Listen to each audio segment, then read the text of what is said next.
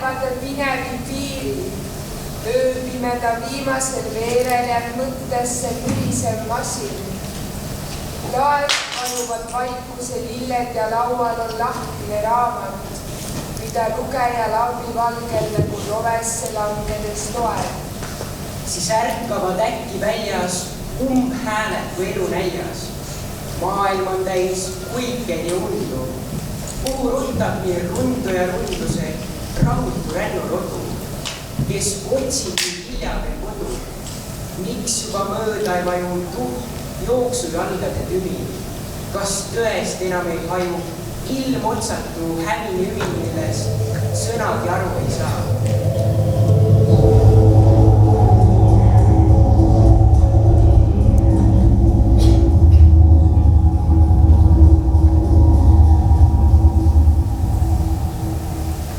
Päevade pinevil piiril, ööpimeda viimasel veerel jääb mõttesse mürisev masin. Laest vajuvad vaikuse lilled ja laual on lahtine lugu, mis hilisel hingetunnil üle sekundi servab, üle aastate lennu oma lugejat ise loeb.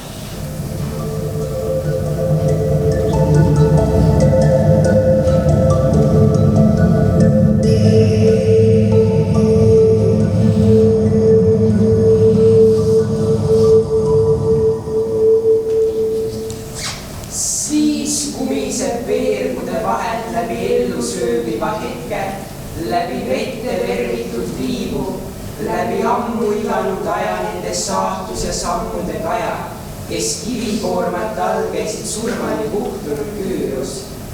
Neid ei nimeta ürgne papüürus, raidkiri, savitahvel, vees leitud vaskne veering, maas küntud kuldne ketas, pronksmünt ega muu metall.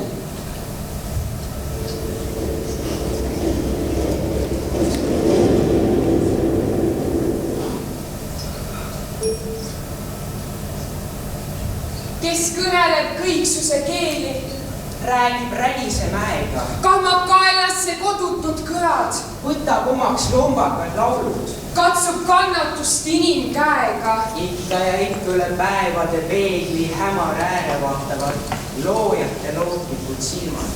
Ikka ja ikka üle sõnade serva, üle kõlade keeru oma häälega on vahel riivanud valude veeri mõni laps, mõni kütt, mõni kündja, mõni puhtevalguse püüdja, mõni lausa lihalik laulik, mõni metsade murenägu, mõni linnade liirilooke, mõni võllapoölik viool.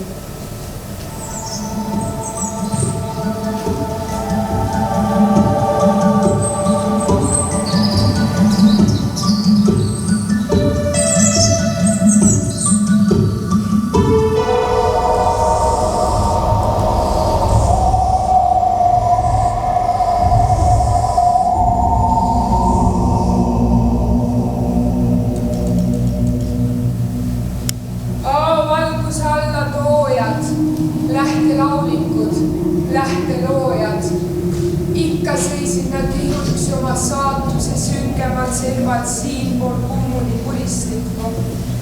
Ikka jooksid nad jäätanud joomel oma elu hapramal äärel mingi püstakat pimedikku. Ikka kumasid kõledal kõnnul nende härmased helijuuksed vastu aimutud taklasilma. Ikka tulid nad nurkase tunni nende kirgavad kukelaulu läbi tuiskava tukimetsa. Ikka läksid nad pilkasel piiril aegade vampuva veere ning astusid igavikku. Ikka said nad kõvasti külma. Ikka tegid nad endale liiga, nagu tema, see nooruke veel, kes jala läks Tartust Riiga kord lumises laulutuules liigtaplikul taliteel.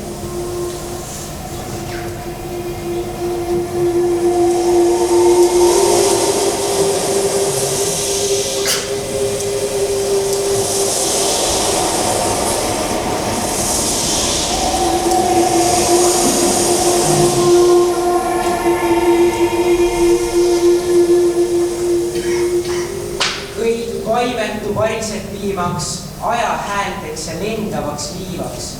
mida pimesi pillub tuul mõttetus mängus kord siia, kord sinna ja lõputult loobib kord alla, kord üles. Aga loojate töödes ringlevaid rütme pole, turmad ja tormid surnud sõmeraks muutnud. Nii on siiani suutnud üle marude murru, üle tuhkava tõkke jääda, helides elavaks keegi, loodus kõlasid tuhka. Ammu Pihkva lähedal puhkab etiooplase lapselaps.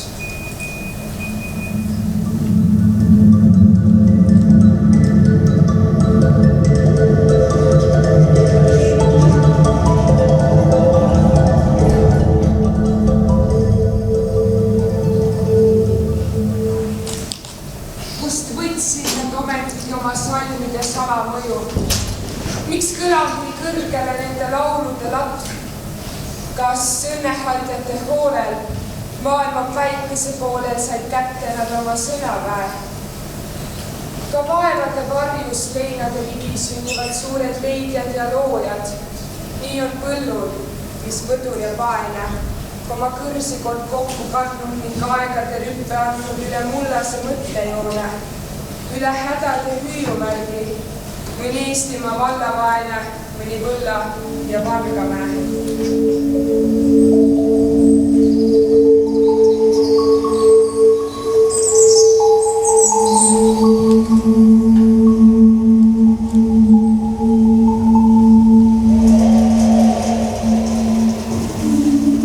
Kui päevade pinevi piiril, ööpimeda viimasel veerel jälle müriseb põlgutav masin, laes kukuvad kõlade killud ja laual on lõppenud lugu, mis läbi me loomule sõmeraks langeva sõna, üle kivide kustuva kirja elu veergusid edasi loeb.